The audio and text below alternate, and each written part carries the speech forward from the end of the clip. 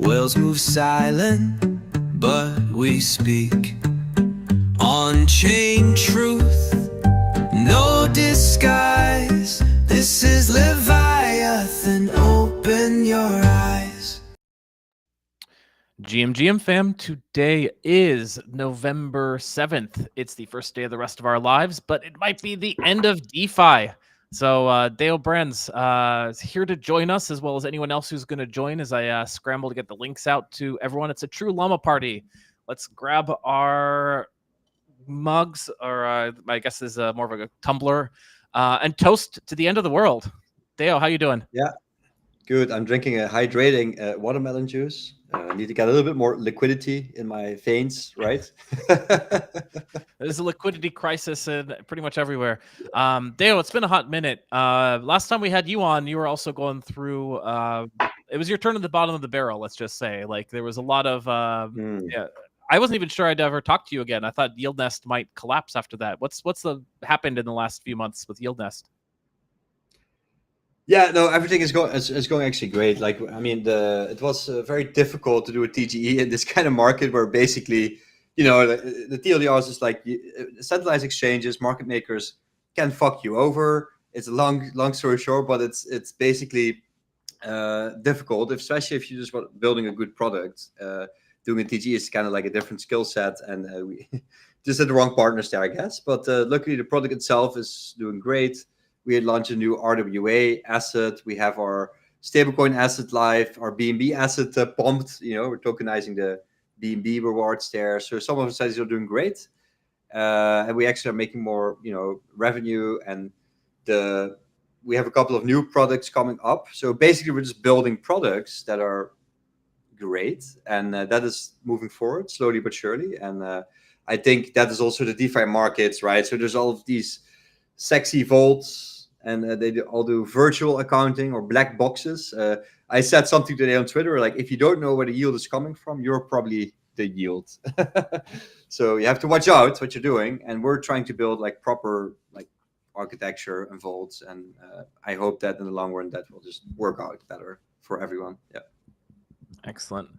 Well, we'll get into like that. I'm really curious to hear your perspective on things. As I'd say, like kind of a front DeFi founder, and that you've been building now for a couple of years, and DeFi is only like 5-6 years old.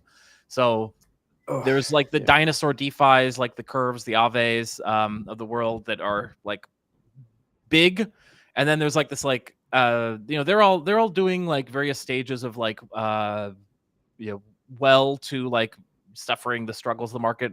But then there's like a lot of like frontline, much smaller DeFi founders that got their launch in the last year or two, like yourself. And I feel like it's not the best time to be in DeFi. And I'm just going to be super curious to pick your brain and hear like, what is your experience on the front lines of things? Yeah, difficult. I think what happened is a Balancer is a fantastic protocol. Of respect for the founders and engineers from Balancer that I also know personally, and I think the code, the Balancer V2 that got hacked was an older code base that had a hack already in it, some time ago, unfortunately. So yeah, maybe if it's a couple of steps back, yeah. So there has been a hack in Balancer, which basically resulted in it's kind of unclear how much TVL, but yeah, there was more than 100 mil kind of drained from mostly Balancer V2 pools. So it's not even Balancer V3, which was much better designed and more secure and proper security practices. And V2 was kind of like sitting there, and not all the pools got hacked. There's only specific older, like specific pools. I also am not an expert of what happened, right? But like a high level, I can see that there was some issues, and it's the code base has been reviewed by multiple parties, so it's a bit concerning, I would say. Yes, but at the same time, the blue chip architecture like Curve or Balancer V3 actually, which is much better than the V2 version with new practices, I would say that infrastructure is improving much better, right? So I think we're actually at this stage where things are moving forward very rapidly, and actually I'm very happy with a lot of things that we can now do actually fully on chain. But at the same time, there's also a bunch of one older hacks, and the other hand, we see other issues as well that we can talk about later. But yeah, there was a $120 million drain. Yeah, as you can Yeah, that's the highlight latest here. figures Mhm. I'd seen, and I think on some level, like you're like, you did a very good job of explaining it, but on some level, you're almost like underplaying it, in terms of like the severity, because like I would consider Balancer to have been as like safe as anything else. Like if you talk about the protocols, I would have considered risky in DeFi. I would never have thought of Balancer. Like it's kind of up there with like Aave, Curve. If like my grandmother came to me and said, I need to like put $10 into DeFi, like where should I put it? Those would be on the list, right? It The fact that this hack was it it's just been sitting there for what 4 or 5 years, and this was discovered, and like nobody found it until now, and there was hundreds of millions of tvl that was sitting in there. Like it has me spooked, not partly because of like what's going on with Balancer. Like at the moment I've seen that they're going through like very intense recovery efforts, like trying to contact the hacker. Maybe there's some progress there. Like we'll of course keep people updated as things come in. But just on top of that, like how many other exploits are out there? If Balancer is not safe, I don't think I could see this happening to Aave. I could see this happening to Curve. I could see it happening to like any variety of protocols that I'd considered like the gold standard.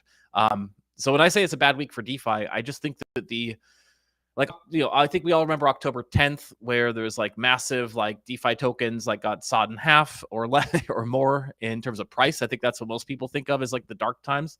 When we're talking about like the like realization that like what you can get 5% yield in DeFi instead of 5% yield in your bank account, but there's a almost certain chance that at some point every battle tested blue chip protocol could have an exploit like this. Like it's going to take a significant amount of time for people to regain trust. Balancer had something like 10 audits. Can you believe that? 10 audits. Yeah, I would say there was a error in the past. Like I need to get the data, but it was an older version. I think we need to be more specific also if pools migrate, right? Like this is the newer version, or this is the older version, or this is unsupported or supported version. Like there's many ways to do that, but it's always very political and difficult once you have a lot of TVL in it. But I would say, yeah, it's definitely it's a very big shock for the whole industry to see that a pool like that can have these kind of pretty simple issues actually, right? I would say the tools to actually spot these issues, the fuzzing tools, are just tremendously much better than back in the day when that kind of pool was created, right? So it was not, nowadays I'm you not could sure see about that though, yeah. because like on some level, like the earliest like V2s of DeFi were all much simpler than the V3s that we have nowadays. Like right, like Curve Stable Swap is simpler than Curve Crypto Swap, and Curve Crypto Swap is like you're getting built on for Curve Llama Lens. So like we're getting like additional layers of complexity with each new generation of DeFi, and complexity is going to be causing this. Like at this point, I'm not even sure if like wrapped ETH is safe. Like, what if someone uncovers like a 0-day exploit in wrapped Ethereum? What would that do to the ecosystem? Like, I don't want to like play doomer here. It's just like it was a horrendous week for DeFi. 100% agreed. Yeah, it's something mostly to also see how can we learn from it. Yeah, right. But yeah, it's not good. Yeah, definitely. Yeah. And at some point, I do hope to do like a Llama party where we go through the specifics of the hack, because there's a lot of report that's rounding issue, and I'm also seeing a lot of very smart people who like are trying to replicate this and trying to look into it very deeply, saying there might be something more here, or it might be slightly different than some of the public reports. So I'm going to wait just a little bit and see like what comes out over the next week or so. Maybe next week on the Llama party we can get in, break down the mechanics of it. But oh man, it's just I think that this is going to set DeFi back quite a bit, is my concern. And I see that you're dropping something in the chat here. Let's go ahead and pull this up. Let's have some fun with this. This is Damian Rusinek on X. Also, I guess, blackpilling like me. Not reentrancy, not access control issue. Also seems looks like it's rounding and invariant calculations. Yeah, I think we will still have to do some more research, right? Generally on the hack, but yeah, all the data is there, and tweets like this lead us to the high level, solution. But yeah, generally, it is a rounding issue. Basically, when you design these systems, you always need to make sure that the vault itself never loses money. Yeah, I mean, so just closer to home, like I could speak a bit more about Curve Finance. Like Curve also took the hack very, very seriously because there was like actual like concern that what if the same based on some of the early postmortems that were issued, there's concern that like what if it could have affected Curve too. And I know that for a fact that this looks like a kind of perfunctory tweet, but when Curve says our engineers spent all day yesterday, literally like the engineering team dropped everything to review StableSwap, the oldest Curve invariant that's processed in its time billions of dollars just to make sure it was safe, and did find out it was safe. But the fact that like I don't know it I do tend to believe Curve is safe, and I still have a lot of funds in Curve. It's a very scary time for DeFi. Yeah, like the exact details also go past my pay grade. So maybe indeed with another security researcher, like dive deep into the nuances of this. But most of the time, like these things, they're pretty logical. Like at the end of the day, like once you have these loops at high level, you can see that somehow there was a rounding issue somewhere. Like that's all we can see, right? And that somebody else can explain it probably much better than I do. And the curve pools are generally like also very well battle tested. So I think in general, there's always you always need to not have a way that the vault token itself or the pool token itself loses money in any way, right? That should just not be possible. Yeah, it wasn't even the only kind of like traumatizing event to hit DeFi in the past week, as you can see here. Robo Odin summarizing it here in the comments. Nation state level hack and a USDC liquidity crunch due to fraud chewing up so many lending platforms. What a week. This is, for my money, way worse than the 10th. Let's look at this one. The Gauntlet halts compound withdrawals as DEUSD depegs, leaving users locked in and unable to exit amidst growing bad debt risks. So this was just 18 hours ago. Yeah, I know. And so basically, this is like I think we talked about this before, Garrett, in a different setting, and it was just a conversation about Celsius wrappers, right? Remember that? Like, okay, how do we know what's exactly back this asset, right? And it's all pretty vague, but it seems that they did have something to do with stream finance, where it was like a credit line or a loan that they had, right? But it's all also unclear, right? Because it's all in black boxes, and I think that's actually, yeah, it's a bad week in DeFi because there's like two issues. There's actually a very logical issue, like what happened to Balancer, and there's this very political and transparency issue, right? Like, okay, how could this ever have happened? And this was connected with a vault with USDX from Street Finance. So the kind of how does that work? And yeah, why did we allow that to have something that didn't have that full transparency on chain, right? Yeah. So Saint Rat, very, very good follow on X if you are still in the space. I know there's not many people left here, but check out Saint Rat. Also sharing this, the Elixir and DEUSD situation hurts me so much. They were one of the first to use BUIDL funds as collateral to mint DEUSD. And I remember thinking, here's a stablecoin I can trust. But with the market has enough stable coins, quote unquote, safe stable coins, and wanted stable coins with yield. And in search for that yield, they went far out on the risk curve. Seems like a good reminder that there's no free lunch. Like on some level, like I'd been coping with a lot of these things, the kind of like rough state of DeFi by telling myself that, okay, interest rates are going to be approaching near zero at some point in the not too distant future. And it's going to be yield. Like yield was the killer app in the first DeFi summer. You could get 0% in your bank account. You got 0% pretty much everywhere. You had to look to DeFi if you wanted something. And do you think people are going to come on chain? Like you have yield products at YieldNest. It's in the name, right? Yield basis, yield nest, yield.com. Like, do you think that yields the killer app, or people can be scared off, or like what's the like level of risk reward in your assessment that people are going to need to come into the space?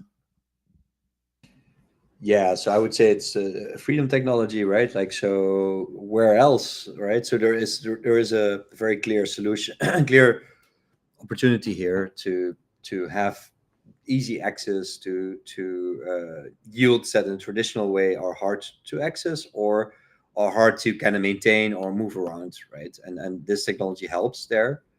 So I think definitely the yields are gonna happen. These products will be built. But this definitely scares off a lot of retail. Like, how do you trust it? How do you know for sure that it's safe, right?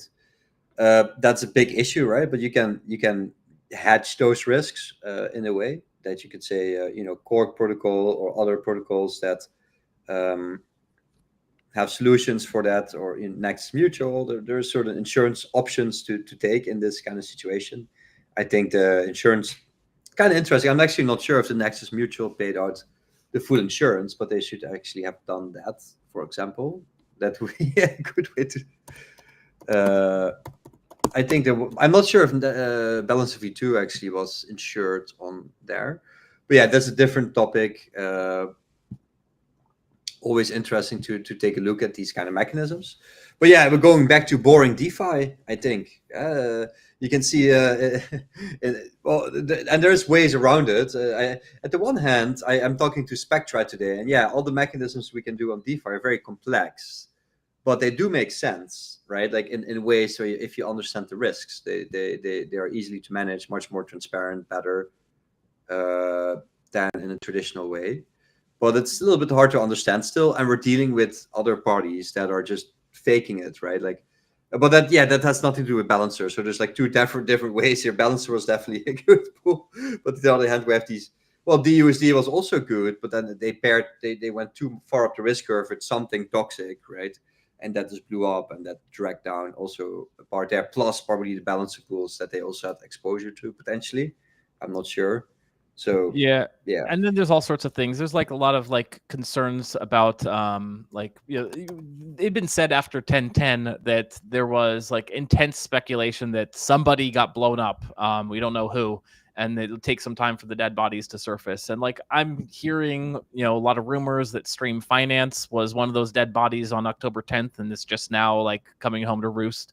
I don't know. Like, do you think that we're just seeing fallout? The kind of the red tide finally coming in from that traumatic incident almost a month ago?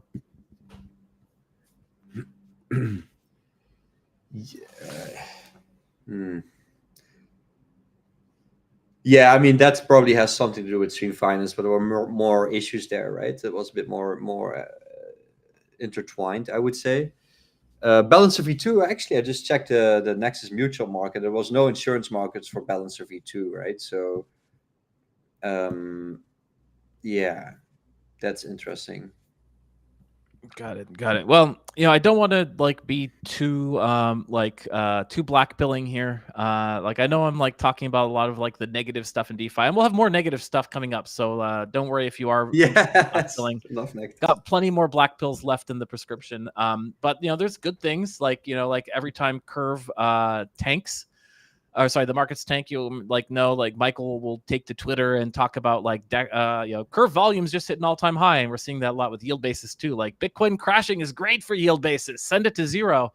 And here we have got DEX volume actually hit another all-time high, and this is not just on the basis of DeFi collapsing, but we actually are seeing much more going on in terms of DEX volume.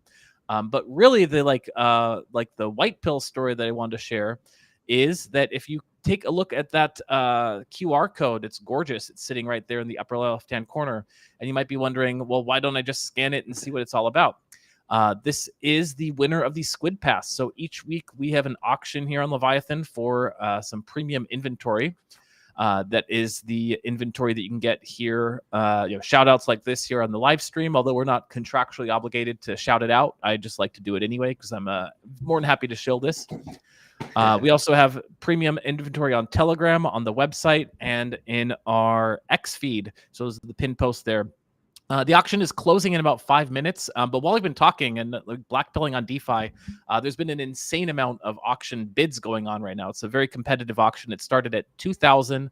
The bids have escalated to 20x that amount, so it's currently going for 42420 with about 7 minutes left.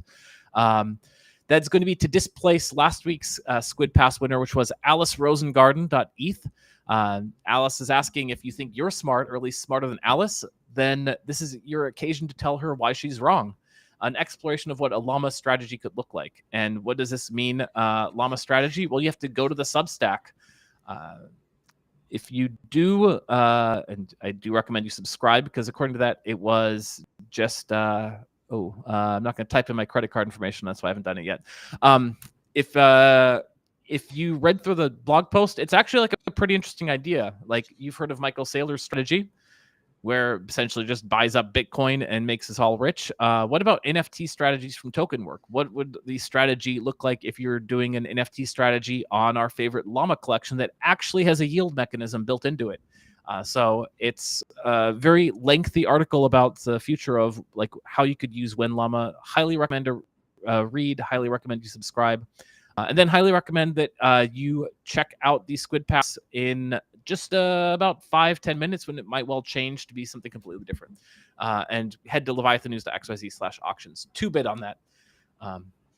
And hopefully we'll get you bidding on it soon, Deo. Would you be more likely to bid if it was on mainnet instead of Fraxtal, do you think?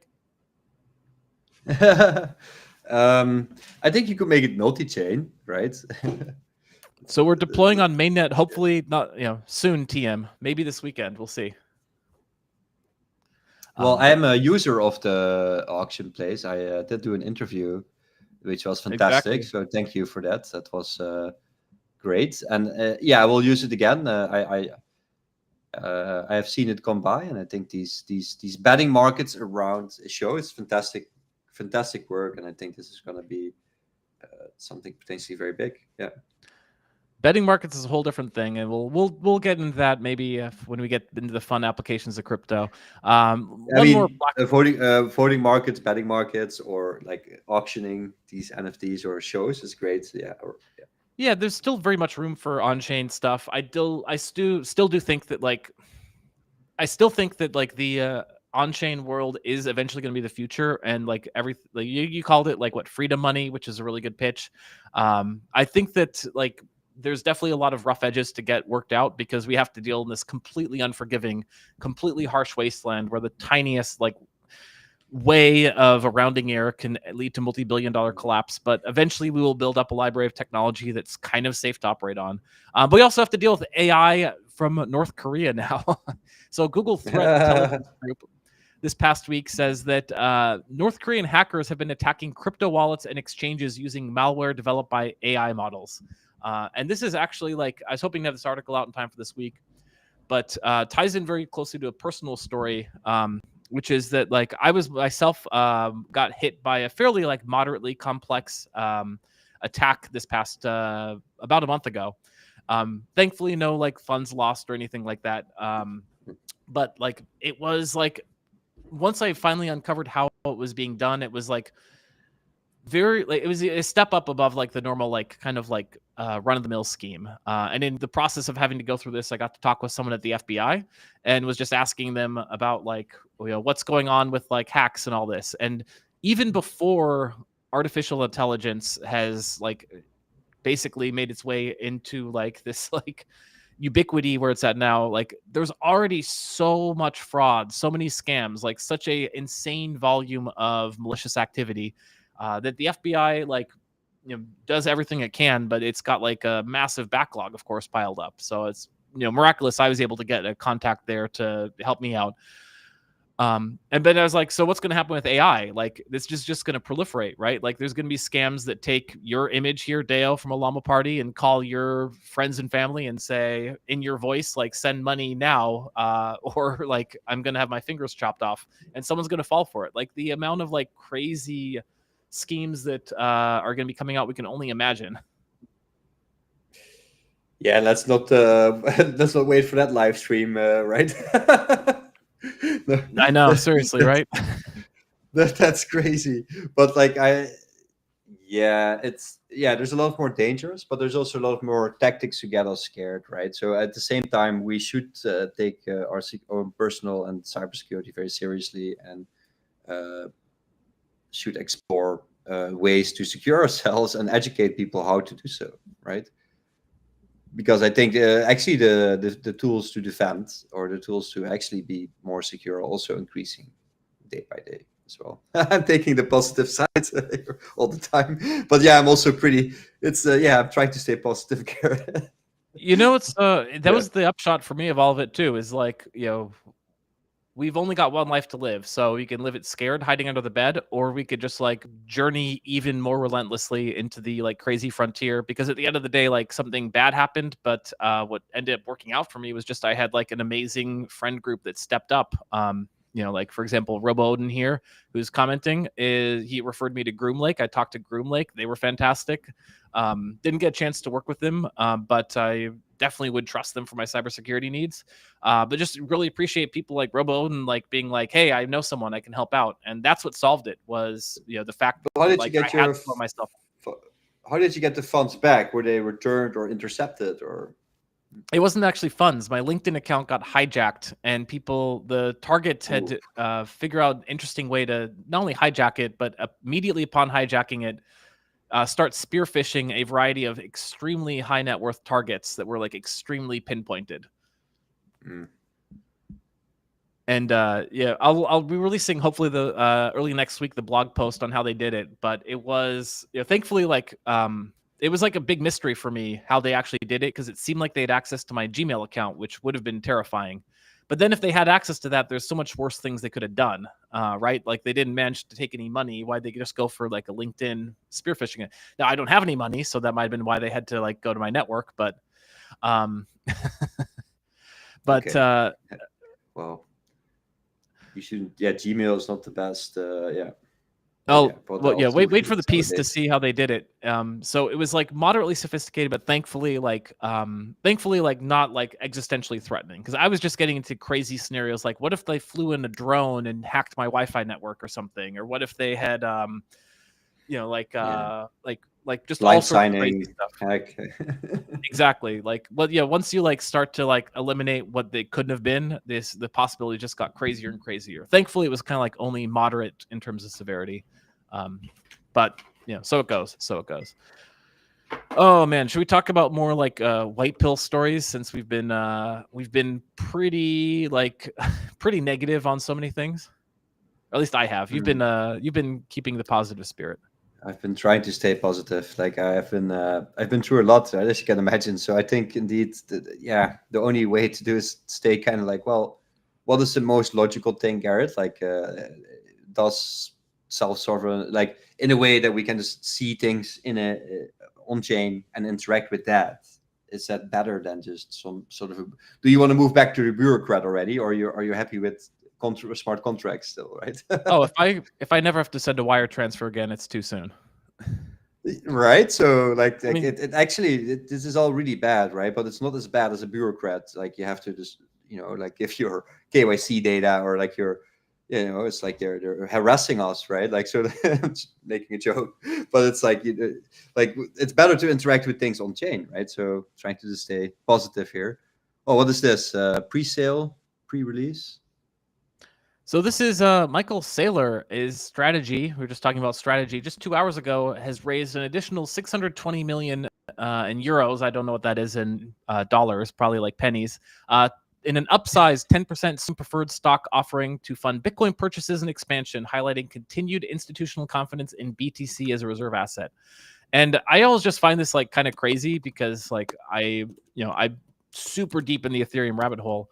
but there's just like a ton of my best performing asset's been Bitcoin, and like Bitcoin kind of keeps us anchored through all this, right? Like it's kind of crazy that it's boring and slow and doesn't work as well as Ethereum, but it's still going strong. It's around $718,000 that they're borrowing then either to buy back their own stock or to buy more Bitcoin, right? So that's the question. What are they going to do? Yeah, absolutely. So like there is like signs that like even, it doesn't matter how much like any one person's sentiment can go up or down in this space. Like crypto's not going anywhere, right? Like that's exciting to know. Yeah, exactly. Like and also Tom Lee bought as well a couple of days ago. Like that's happening, but it's happening way less. And I hope not that doesn't blow up in some form. But I think we saw some craziness on that kind of front with the debts. But I think we just have to go back into real like DeFi and real opportunities. Like yield basis is actually performing very well for from a yield perspective. And Michael did an interview at DeFi that highly recommend. It was a very insightful to learn how yield basis works, which was kind of complex. But when I listened to that, I actually fully understood. And it's he watched his explanation. DeFi that's fantastic. And I think there's also positive things in DeFi. Not everything blew up, right? Also, YieldNest, we have no exposure to any of these concerns, right? I have monitored all these situations a lot, but it's also a lot of things went well. Hello, GM. Yeah, as soon, if you didn't catch it, the link is in the X for anyone who wants to join and just come hang out with us. Like Deo's been lifting my spirits a lot after a very, very tough week in DeFi. So anyone, of course, is welcome to come hang out and join the party. Speaking of people who are joining the party, like again, I'm sitting here dropping black pills, but Tether is on track to earn 15 billion with a B in profit this year. They've got fewer than 300 employees, making it the most, if not one of the most profitable companies per employee in history. So like that chart is kind of crazy because that's 50 million profit per employee at Tether. Second place is 11.3 million for OnlyFans. 2 million Nvidia. We're in the wrong business, Garrett. Maybe that's just backup. I guess so. Jeez. Nvidia did it better than Bitcoin. Huh? If you look at the Nvidia shares, it's crazy this year. Yeah, that one also is pretty wild to me. I've heard like stuff. I don't know if this is true because I don't follow the traditional stock market as much, but I've heard like that basically, like if you look at most U.S. stocks, they're actually like even or down. It's just basically Nvidia is what's pulling the stock market like in the U.S. up. Yeah, that's a different deep dive, indeed. But I just bring that up because like I do think that decentralized stablecoins kind of took a hit. Although I don't think it'll be permanent because I do think that and this I'd be really curious to hear your perspective on this, but I do think that like there is this yin and yang with centralized stablecoins and decentralized stablecoins. Tether, I bring them up because they're the best in class as far as like centralized stablecoins go. Like it's absurd. Like the chart of stablecoin market cap also looks like very similar to that Tether OnlyFans profitability chart. Like Tether just owns the game. They've been in this game for so long. They have been like being held at arm's length for most of that time and able to basically integrate with all of crypto. Like there's Tether integrations everywhere. And as a result, they don't have to pay for liquidity, unlike every new stable coin. So they just have such crazy network effects for having been grandfathered in for so long. And now they're just like owning it. Now they're like at a size that's practically systemically important. Meanwhile, like every other stablecoin that's going to try and like compete with them doesn't really have a playbook to do so. But the best that they can do is, in my opinion, to lean into DeFi, because that's the only thing that you get a stablecoin, you mint it. What do you do with it? we're going to be entering a very low interest rate environment in the U.S. More rates cuts coming. Maybe we'll have more in the future after that. Who knows? If we end up with bank accounts giving 2%, but like eventually people are like, okay, I'm coming back around and trusting these decentralized stablecoins and DeFi that are giving 8, 10, 12% or something. Maybe we're going to see that DeFi renaissance. I don't know. What do you think? You run Yield Nest. Yeah, well, I was listening to a podcast about Codex. That sounds interesting. All these, yeah, it's actually, there's a lot of things going on there, right? Mega Eats is about to release ZK Sync. There's also a lot of investments there. So, like, what do other L2s still have over, or other L1s, or L2s should actually add some value in a way, and they cannot just like be just a random L2. Mega Eve does something more specialized. ZK Sync does something more specialized. Like, and these things go live, and yeah, Codex is building also as an L2, and they have chosen that because they are faster to market. But now they get outcompeted by other L1s, right? So we're seeing a lot of stablecoin wars there, and it's definitely going to increase. But the question is like how, and I actually think it's all going to fall back into ETH layer 1, because I mean, if you just see the reality, most of the stablecoins are still in ETH layer 1, because that the settlement assurances, looking back at the balance of V2 hack, imagine what would happen if you have a lot of stablecoins on a different chain that has a accounting issue, right? It still could happen. We don't see that. We never really see that very often, luckily, right? But oh God, what if that happens? So they just use L1, and slowly but surely other mechanisms will be built around it to do our DeFi and to do our fully trustless, anonymous DeFi with, for example, something like Railgun, right? So we can maybe zap anonymously into pools. We have seen quite a big pump in privacy tokens, surprisingly, right? It's like when the tech is, it's like, oh yeah, let's make sure that this is actually good tech. Okay, the privacy Zcash is really interesting. Railgun is interesting, and we can now do more privacy on chain, right? So that is probably going to be an interesting factor of DeFi that still keeps growing. And then you get things like Parachain that are just rolling back the blockchain, right? What is so hilarious? Yeah, I think permissionless DeFi is important. What's hilarious to me about the privacy meta is that, for years, crypto's just been like us degens, right? And we were like, we could use some privacy, but no one cares about us, so we have privacy just because no one cares. But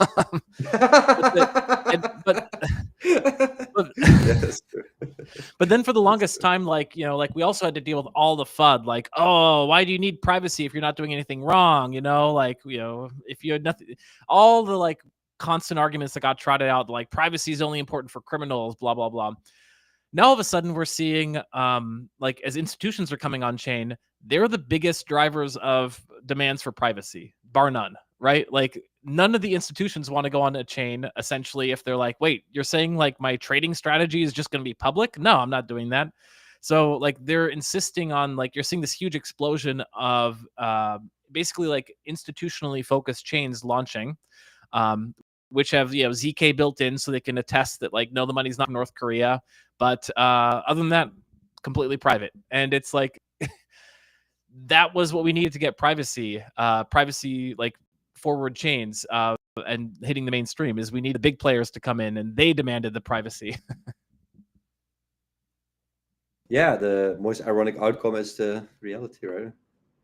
Yeah, Exactly. Railgun is saving me right now. Yeah, Railgun is fantastic. I would highly recommend everyone to try out their Android wallet. It's fantastic. It works very well. Yeah. So good news, by the way. The auction has in fact concluded. So OX780A is the winner with 42420. I'm getting some chatter in the auction chat that might be Alice again. So a reminder to check out the QR code to subscribe to Alice's Substack. But might be something else being publicized this week. We don't know. I was kind of hoping it might be this one, which was another cool thing you might not have noticed this past week because everything else was collapsing. But that's the best time to launch things. Flex Meow launched. Johnny Online has been doing a series of live streams here at Leviathan where he's just coded an entire new DeFi primitive from scratch. It's called Flex Meow. It's inspired by Liquidity, and he launched live on stream. You should check it out because it was a very good stream.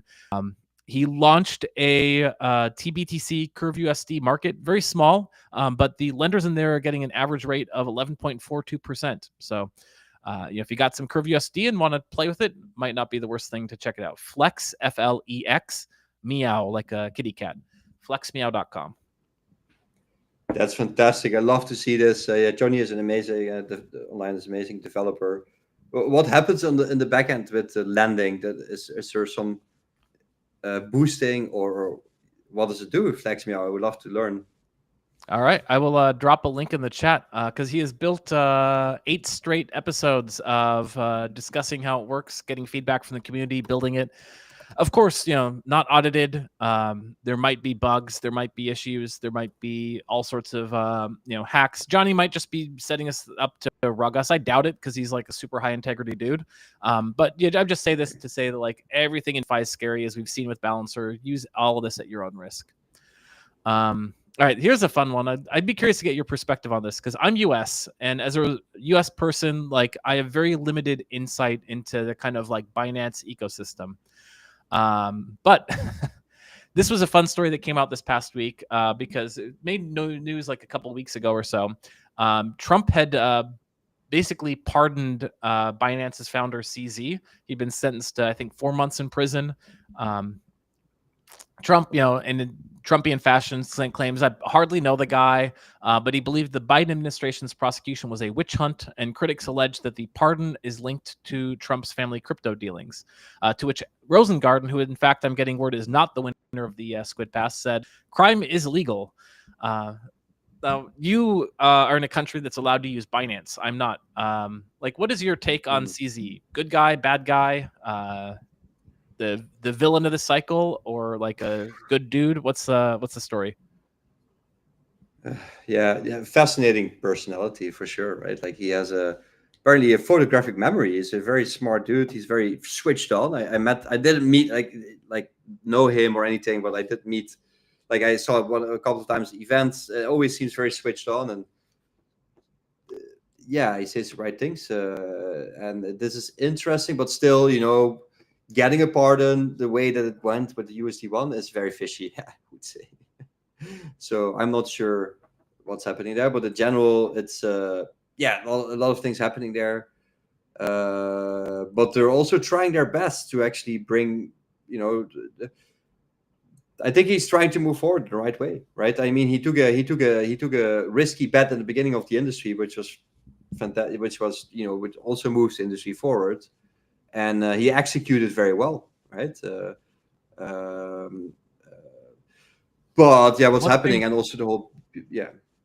One thing we know he's not doing, at least according to him, is he is not, in fact, creating a crypto-friendly private bank in Kyrgyzstan, clarifying that he only supports banks working with crypto and serves as an advisor on blockchain policy.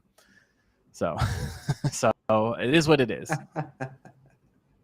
Yeah, exactly. Oh man, so many like crazy stories coming out of crypto that is one of those things that gives me hope, is just like however much things get crazy within our like particular like niche of DeFi, there is just so much activity going on in this space. It's like tough to cover it all. Yeah, it feels like it, right? There's a lot of things happening, good and bad. Yeah, that's for sure. I think we need to make somehow, there's also the curators, and now we need to get curated curators. We need, yeah, there's a couple of unanswered questions, but I think it goes down to this. Okay, let's construct certain, work with proven code and see if we can build new strategies, just like Johnny Online did, like that. Keep building new strategies, keep pushing the envelope forward, and over time, the more that we work on it, the more secure that it becomes, right? So it has a anti-fragile effect. So also this will make the system stronger, but it also hurts a lot, right? And I don't think there's ever going to be a way to fully kill it. Like that's not going to happen. But yeah, definitely this has set back the industry, and I hope that we can keep building new strategies and showcase more proofs, and also, for example, new RWAs or other things online. Always make sure that we start to prove what's actually there. Like, we need to prove what the underlying is, and we shouldn't just have virtual balances or things like that. Yeah. Well, I mean, in some way, shape, and form, like, we're kind of doomed to repeat these cycles forever. Like in crypto, like it's basically like boom bust cycles just happening in like much more rapid succession. So basically, like, like if we do get too afraid, if we do get like too cautious of the risk, all that's going to happen is that yields are going to go up. And you will find like, okay, like, this pool was earning 5% before everyone escaped. So now the pool's earning 50%. And there's going to be a buyer, because as we've seen, the like demand for gambling, especially in these kind of precarious economic times, is eternal. And that's one of the reasons that, like, as all these other things implode, like, we're still seeing it's a bull market for, you called it earlier, prediction markets. There were 3 stories this past week about prediction markets, maybe more. One is crypto.com is entering in the game. You might remember crypto.com of the Arena fame.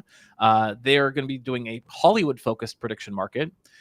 The Winklevi, the founders of Gemini, they're moving to bring Gemini into prediction markets. Particularly, it seems like they're looking at sports games, elections, and other events.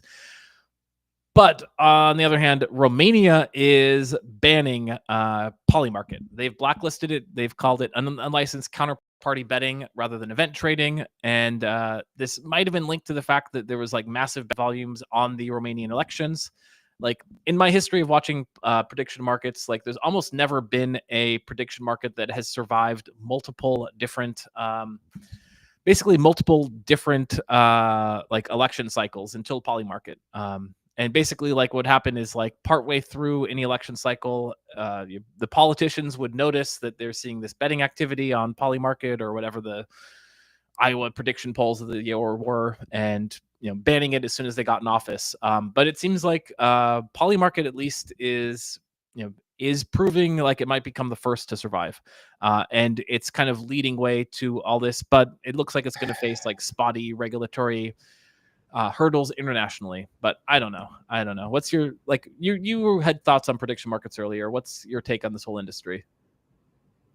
It's super interesting, and I don't think that, really enough, Polymarket is moving away from crypto, in my opinion, right? Like, if you look at it, it's just it's like a crypto casino kind of, almost, right? Like, where it's just saddles and crypto, but it's not really using decentralized Oracle proof networks to prove certain outcomes. I'm not saying that that's the whole thing. I don't know, right? Like, you could do more.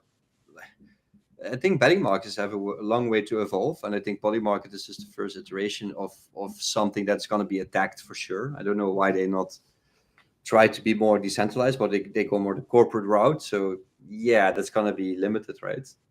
So there's going to be competition, I hope.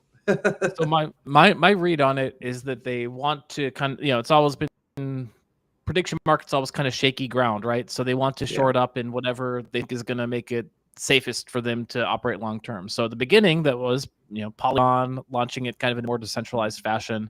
At the moment, where crime is like legal, like, if they can get an IPO, like, what better protection than having like the full force of U.S. securities laws like backing them, right? Yeah, I agree with that. No, economically I agree, but then that also, let's see in like a couple of years, and after Trump, I don't know. Oh yeah, it's coming soon, right? Like, he's already a quarter of the way done, and after taking office, like, his power is only going down, going to drop further, perhaps in the midterms, and then he's lame duck. So it's anyone's guess what the U.S. regulatory front's going to look like in just a little bit. By the way, if anyone's interested in learning more about, you were referencing the Polymarket, like oracles, and how they actually settle up on bets and prediction markets. Sam, who's often been on these Llama parties, big friend of Leviathan, did an amazing podcast, kind of going in depth on a lot of the oracle issues with one particular really interesting story, which was, would Zelensky wear a suit to the White House, and how it got resolved. So I'd recommend people to go and check that out. And there is, like, one of the fun things about Polymarket is, Deo's dropping this in the chat here, is there's just on everything. So at the moment, if you would like to bet on will Jesus be resurrected before ChatGPT 6 is released, before Grand Theft Auto is GTA released. 6. Yeah, This has got GPT 6, but that would be yeah, exactly. Oh yeah, this one correct. is Yeah. will GTA 6 be released before June 2026? Just a 5% chance. All these other like pop culture events, like we're gonna. Yeah, you scroll down. Yeah, Jesus returns. So it's a $3 million market. Oh, there it is. That you can actually. Oh yeah, they're even. They're even. Yeah, and you can buy it and make a profit. So yeah, go. I mean, it's just it's so much It's much fun fun. if I you see go there. what It's actually funny if you trick the market. So I don't know what happened, but somebody put in a lot of money that it will happen. It's very funny. I don't even know how you would actually honestly I guess I guess I'm actually also They'll not a figure it big out. trader there. It's actually quite annoying because it's like there's a whole login process. It's not like I want to trade these things in a curve market. Yeah. That would be By the fun. way, this reminds me of one of my favorite Leviathan headlines of all time. This is the great Second Set Maze. Oh no. Second Set Maze, I think, did the headline. It was posted by Raj Gev. But the headline for this, because I was like, there has to be something here. This rivals the New York Post in terms of hilariousness. Facing biblical odds, polymarket gamblers wager on an eternal return, which I just thought was so brilliant in crafting. Like slow clap. That was one of the best headlines I've seen of all time. Yeah. All right, Dale, we've talked about so much here. There's still so much we haven't even gotten to talk about. I did want to ping you on this one because I keep hearing this even from my non-crypto friends. So I think there might be something here. I don't know. X402. This has been like the buzzword of all buzzwords. So like nowadays, if you want to raise money, all you need is stablecoins, X402 AI, I think. What's your read on X402? Yeah, it's super interesting. It's always has been in the internet, but nobody has been really using it. PayPal was supposed to use it, but never really happened. Well, not sure how, but there was ways that it was not fully public. Now every agent can call. You can basically ping an API and say like, "Hey, did you do this?" and then pay another agent in any form of currency. Like I think Coinbase deployed it, right? But there's also wrappers around it, so you don't have to pay the fee, or you're not using the Coinbase implementation. So it's actually a real open source way to build agent interactions that, for example, automate my bidding on my Leviathan NFT if I want to, right? Like there you go. Things like there you that. Go. Yeah. You should I talk think to you could build Asun. that. You should talk to Asun because Asun is like a good. What they're building at Gamak is really cool. And I think they've actually like done some like basic legwork, but they've got like the whole AI agentic thing where you can just ask it to do whatever and it can do it. So I think they might be building some stuff as we move to mainnet for our auctions to help automate bidding. So fun stuff.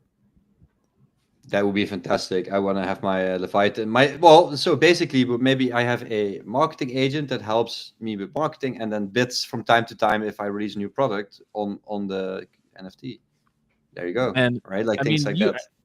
I think you kind of understand it more than most. Like what AI can do now, it's like really even turned a corner in the past like month or two. Like the amount of stuff that you can just build rapidly using AI to prototype, to do marketing, to get like knock out a bunch of simple tasks. Like the divide I see is between the people who recognize it and are like leaping headfirst into AI to like automate more and more of their daily life and using it as a superpower, and the 95% of people that aren't and are going to get crushed. Also, they're not automate everything. It's not fully there yet, but it's definitely helping a lot in many ways. We have AI BD bots nowadays, also for Yieldness, that help us. It's quite interesting what you can do in that sense. But there's still a long way to go. To quote the movie The Big Lebowski, I still off manually. Thank God. Well, I think there's okay. There might still be some use cases for non-AI. Actually, like, what's crazy is like you go out in the world and talk to people, and like I always forget what a special, like, especially in the rabbit hole niche we are in terms of like crypto and technology and AI, Yeah. and like there's still a lot of stuff that is kind of the old fashioned like just people talking to people approach, which still reigns supreme. There's one more story I actually wanted to pull up and get your thoughts on, because this is like, speaking of like super far down the rabbit hole. This is about as far down the rabbit hole as you can get. But there's a pretty interesting proposal that went up on Curve Finance, and since you follow Curve, you might have thoughts on this. So this is Inverse Finance. So big fan of Inverse Finance and everything they do. They've been on Llama parties before. I think the fact that they are like just doing such incredible work in terms of, so their history, like they accumulated bad debt. They could have just like disappeared like any other founder, but instead they basically worked really, really hard and paid it all back, millions of dollars. So like just the best of the best in DeFi as far as like their personal ethics. They are launching a new pool, and they are basically asking if they can set the admin fee on it to just 5%. They're not taking any curve emissions for this, but their thought is that they've done a lot of research on this. They have looked at like similar Uniswap markets, and basically say that like they need to have lower fees to compete. So they think that their Curve pool is actually a good application for it and would prefer to launch it on Curve, but they're trying to do it via like a Curve pool with a lower admin fee. And not everyone thinks that it's the right way to go. So like you can see Saint Rad here, who I already said was an amazing person we'll follow, is weighing in on this and saying that Saint Rat's voting against it. They like Inverse, but just think 5% fee is too low. Don't want to spark a race to the bottom. You can see there is a governance proposal up for it. So Crypto Harry is explaining the reasoning. As you go further and further down, you can see Saint Rat has in fact posted saying why they're opposed to it. Any thoughts on this? Like you've got curve pools, and some of them have been very successful. Launched a lot. Like, what are your thoughts on this particular proposal here? Yeah, first of all, it's super cool to see like all these proposals and wars happening in an actual governance sense, which it's great. Right, To DeFi's see not that. dead. DeFi's It's great. Yeah, I would say it's good for the experimentations, but I also would say it needs to. It's doing great right now actually, and maybe it should get a little bit more. I need to look also deeper into it myself, to be honest, and I think generally it should be important to like observe and do a little bit more thinking about how that would be fair against other pools, or how that makes sense and affect anything negatively, or I would say. So I don't have a very strong opinion, but I think I should look deeper into it. So I don't have a very strong opinion actually on it, but I also have a lot of respect for Inverse Finance. I think it's interesting how it's very impressive how they kept going despite that massive hack that happened. yeah. That's what happens when you come on a Llama party, right? Like you've got to be put on the spot to make opinions on things that you haven't studied. Is my sound okay? My sound just like went really weird on my headphones. Okay. That's perfect. Excellent, Deo. We've talked about everything. We've put you on the spot for everything. Any final thoughts? Any final questions? Any like plugging of Yield Nest that you want to do? I know it's super late where you're at.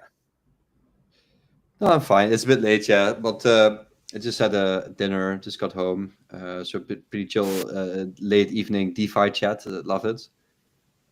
We have been actually, before even this crash, it's always been my philosophy to bring also more off-chain yields into DeFi in a fully liquid and transparent manner, so that we also launched in collaboration with Kimber Capital RWA Vault that yields around a stable 11% yield, backed by actual secured assets. So it's kind of a first in DeFi the way that it's set up, in the collaboration with an Australian developer, and we're going to release a big incentive campaign coming next month in collaboration with Kimber Capital that's injecting funds into this. It's the problem with RWAs now is that a lot of the collateral doesn't really want to come on chain because they don't need to, but some people do see it. So it's specifically a developer is familiar with Curve, is familiar with DeFi, and is very excited to experiment new ways to get set up credit lines for his developments for his properties. And he is excited to explore these kind of routes, and we love to build products around that together in collaborations with him. So we're going to also see the pools and push more incentives into the markets. And you can all see it on YieldNest. If you just go to the website yieldnest.finance, you will find it. There's multiple other products as well. We just keep steadily building. First starting with more boring, secure products that we didn't get hit, and now after Argentina, we have a couple of more experimental combinations of products we're also going to bring out. So, but the RWAX product is a 12-month term on it, and it's brought on chain. So there's a 12-month term, but it does pay all its yield in USDC on chain, right? So you can see the yield payouts, and you can see the collateral as well. Yeah. Okay, excellent. Are you going to Argentina? Yes, sir. Yes. Oh, I'm so jealous. It's next week, Tuesday. Yes. Why you're not going? It's closer than for me. You should come. I mean, I just go if Curve wants to send me, and my problem is when I go to events, I'm like retarded. So like I just give Curve a bad name when I go to events. So they got good people going to Argentina on my behalf, like as opposed to me. I met you multiple times in conferences settings. It was always fantastic. So you should come, man. Like nothing's holding you back. No. I mean, I'm poor. Like, if I'm paying for my own flight down there, like I can't afford that, man. I can't afford to take the bus down there. I spent all this money on this suit. Yeah. I mean, like, look how gorgeous this suit is. Markets have to go up. Yeah, exactly. We need to sell more NFTs. Once Curve gets back above $1, I will fly my private jet wherever and meet you wherever. But until then, no, man. Yes. Really appreciate you coming on and chatting about all things. Like, we didn't even get a chance to talk too much about like Leviathan updates, but don't worry because I have prepared the squid drop for the month of October. So there's going to be some very wealthy people. Actually, yeah, next week I'll get my squid drop and then I can take my private jet. No, like we'll go through all the latest Leviathan news updates in that newsletter. So be on the lookout for that. You can find that at leviathannews.substack.com. All the website updates, all the links at leviathannews.xyz. We've got some fun stuff, which we'll be pointing to in the newsletter, which is happening there.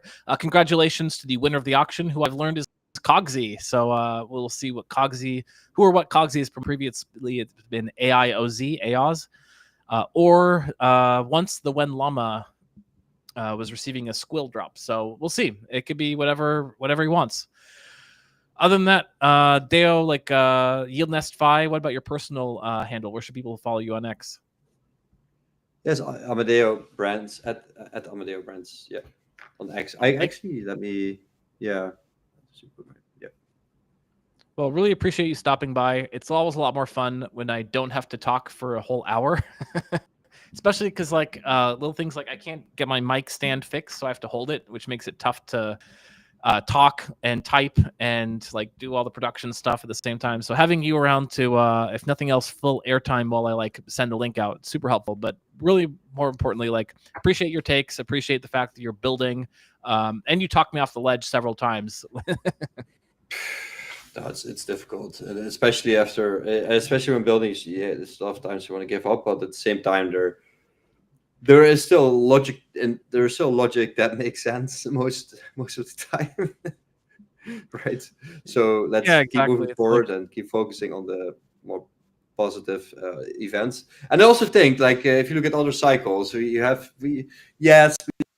seen despair and this hurt. It's not a Luna-like crash, and we will survive. And I think there's potentially more bullish momentum ahead, I feel.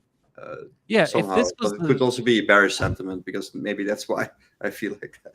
I mean, if this past cycle was as good as it gets, like if we just went through our bull cycle, like where were the like main characters? Usually we get some main characters and the cycle ends when they go to prison. We didn't even get a main character this time. No, exactly. So that's also what I think. Like we didn't see. Did we see a lot of? Well, it's been everything at once. It feels like it's been a lot of things happening, and it's been so much that's been wow. But nothing. It's also not been really focused, isn't it? It's not really. It's been a lot of smaller, like medium size, or two big things, and hopefully we get some more bullish momentum at the end of December, mid-December maybe. Like you never know, right? Never know. I will say one thing, which is that it's I've been in crypto a long time, since 2014, so I've seen multiple cycles, and it's like only pumped when basically after I'd given up all hope is when it pumps. So if I'm getting like black pill, that might be a sign that pump's coming. That's the only like bullish trading signal I can come up with. Yeah. Generally, let's hope that your bearishness is the bullishness, right? It also just means it's like but, a eternal doom loop for me. I can never fully like I always keep getting my hopes up because of this rubric. Well, I think we just need to claw back on what makes more sense. Makes a society sense where you have to we have to go into our facial scan and log into our weird social, or is this kind of like way of like just having a way to connect to a ledger kind of anonymously, like makes it more sense? Or well, yeah. I think very much. Yeah, I believe in the 100 monkey effect. So I think no matter what happens, this industry will survive, and there's the privacy. Yeah, well, that's great. On those lines, definitely recommend checking this one out. The article that went out from Zach Aztec on the Privacy Manifesto, really good read for your weekend. You can also spend your weekend watching through that yield basis interview that Deo mentioned with DeFi Dad of Michael Egorov.